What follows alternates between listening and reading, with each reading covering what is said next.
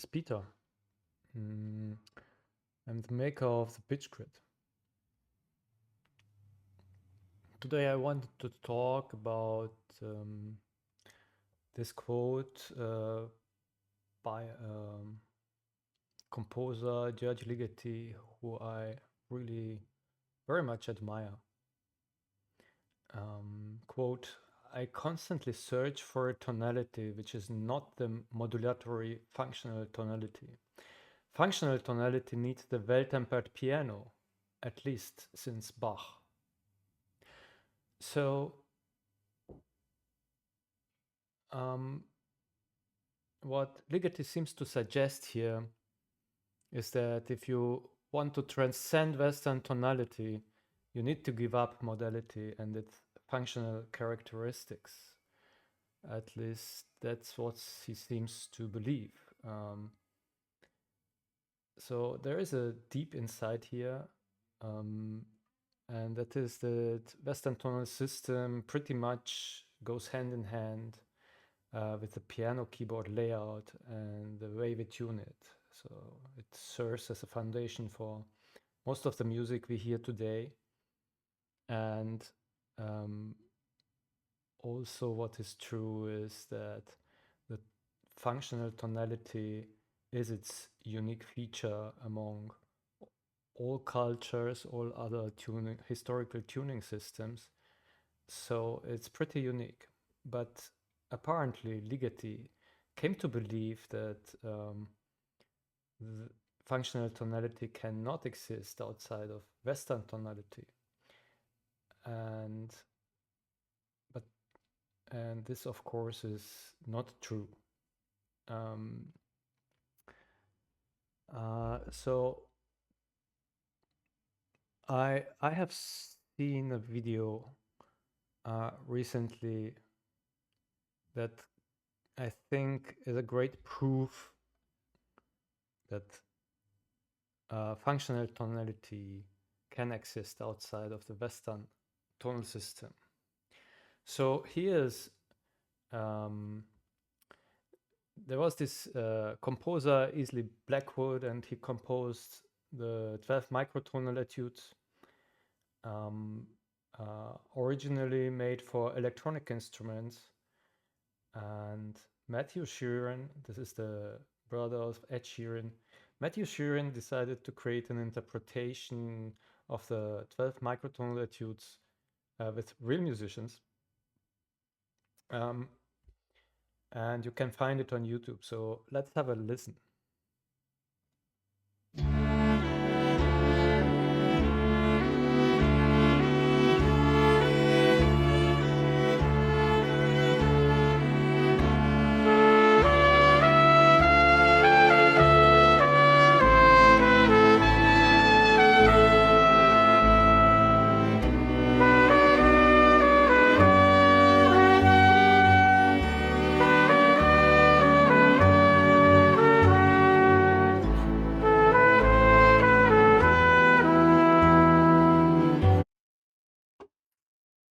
Okay, so I think this is beautiful.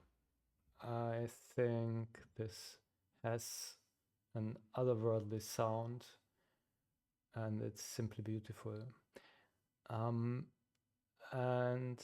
I think it's a proof that functional tonality beyond the 12 that exists. So what you hear here, what you have heard here, you have a very distinct tonal center. You have the analog of dominant functions, and you have modulatory surprises. But to create this, Matthew Sheeran had to go through unimaginable hardships. And he talks about it in the Zen and Now podcast. So what you heard was not actually what the musicians played. So the way they did it was that the musicians played it everything in 12th, and then the recording had to be retuned in the DAW with Melodyne.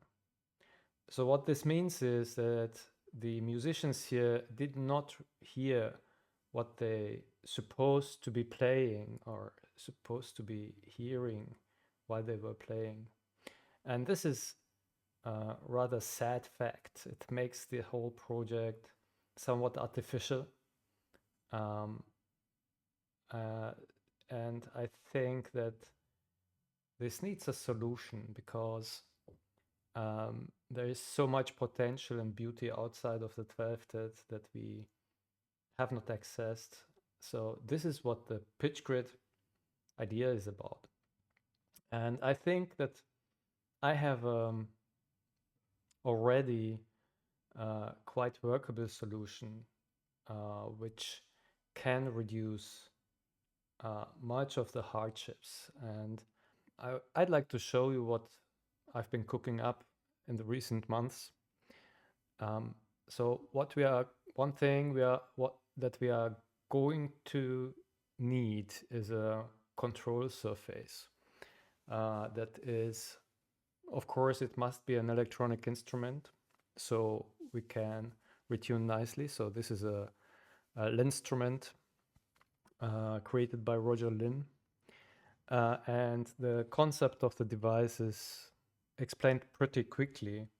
So you see a grid array, and the notes are arranged like on a stringed instrument, like a guitar. So every row is like a string. And when you go one row up, then the scale is displaced. So you have a special light for the root note, and then the other lights signify the scale degrees. And then in between, you have notes that are available, but they are not on scale, they are off scale. So the Linnstrument is also very expressive, so you can play very deep music with it. I'm not an expert musician, and probably if you are a professional musician and touch this device, you will very quickly get tones out of it that sound much better than mine. So the C major scale, then basically this is the C, and then D, E, F, G, A, B, C, and you have the half notes between F, E and F, and then B and C, and you have instant visual orientation, and that's how it sounds like.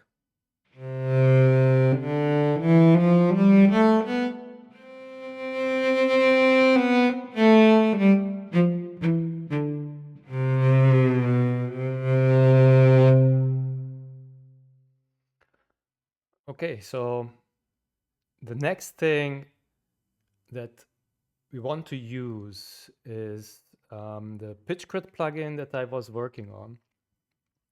And I have connected up the PitchGrid plugin to the Linnstrument. So the PitchGrid plugin basically conceptualizes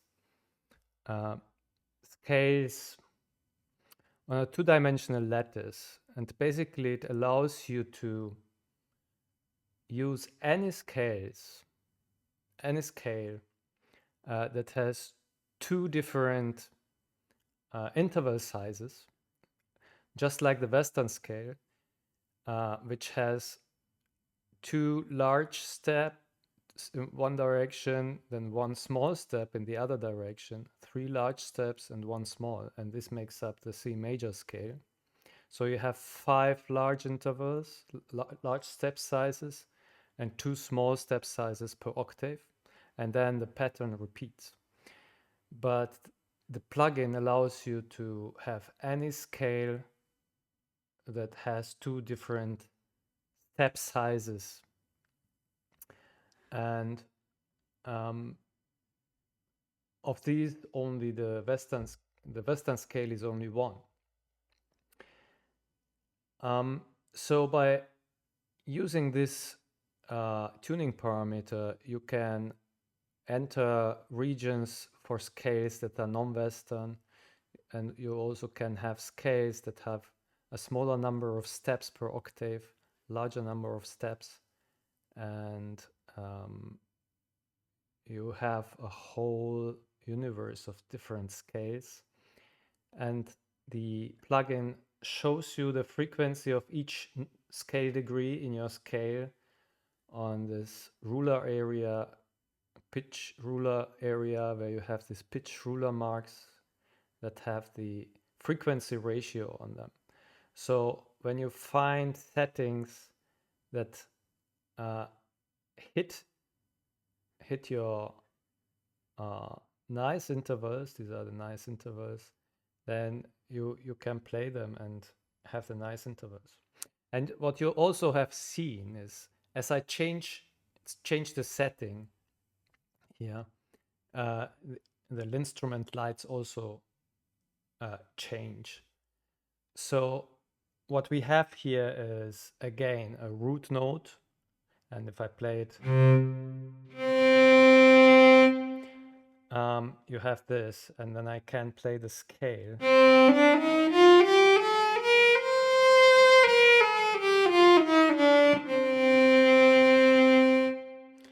And the fifth scale degree is a 3:2 ratio, so it should be a major fifth. So let me find it. 1, 2, 3, 4, 5.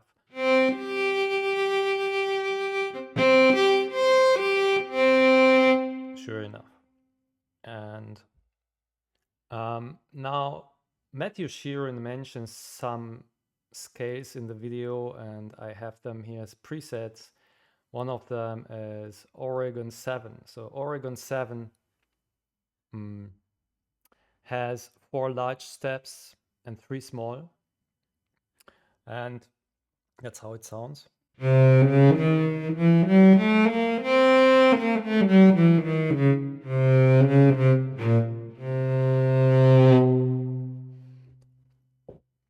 Yes, so that's how easy it is to play alternative tunings with the PitchGrid and the Linnstrument.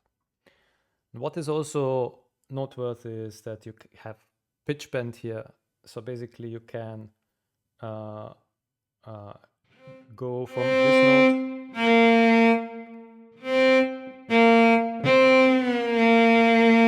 and exactly hit the note.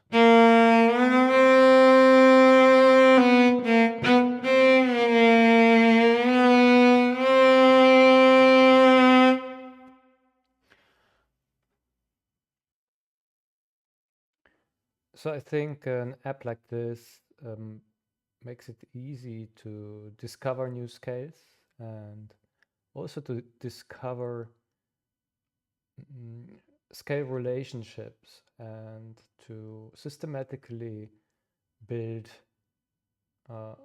modular relationships. So in fact, any such scale that has 2 different step sizes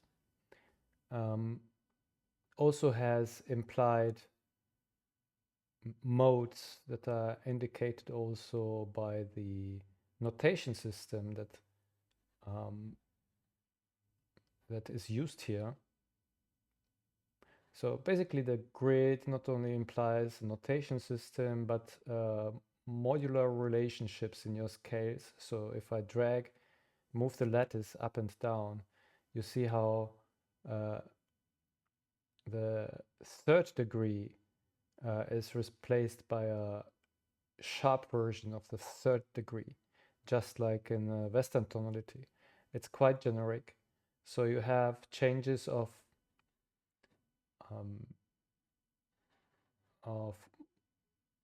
modality. You basically, by going from this scale to this scale, you have the same repeating pattern, but starting in another point. So this is the same as key changes in the Western scale, but it's much more general than Western scales.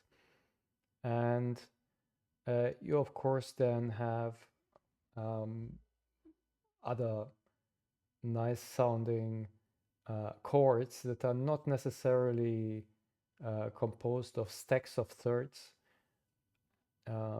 although here it might be the case. But if I pick a random other scale, maybe the nice sounding intervals are the second degree and the fourth degree, or I don't know. So from I think from any such scale, there is a unique music theory, a unique modular and functional music theory that is distinct from the Western music theory that follows, that is implied by the scale and by the frequencies. And this should give a lot of new material for musicians to explore, and in combination with a connection to controllers like the Linnstrument and clever ways and intuitive ways of laying out the notes and making it work, we can make it accessible to a wide audience. So yes, I guess that's it. See you next time.